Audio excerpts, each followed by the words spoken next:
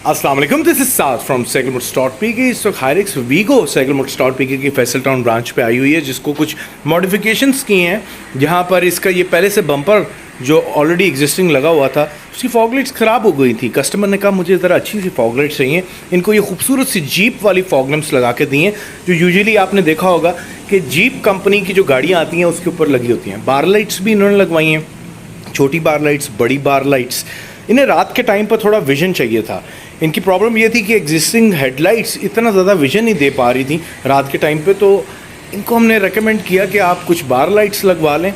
तो इनको बहुत पसंद आई कस्टमर को, जिससे इन्हें रात के टाइम पे जो ट्रैवलिंग के वक्त प्रॉब्लम होती थी, इनकन्वीनियंस होती थी, अब वो नहीं रहेगी।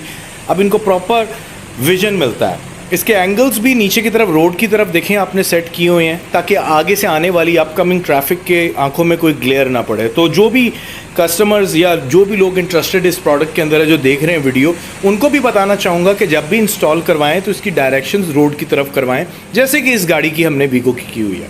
अब जब रोड पे डायरेक्शन होगी तो ऑटोमेटिकली जिस तरह एक टॉर्च होती है वो फेस पे की जाए तो ग्लेयर पड़ता है, रोड पे ज़मीन पे कर दी जाए तो नहीं पड़ेगा। इसी तरह ये रोड क्लियरेंस इनको अब मिल जाएगी।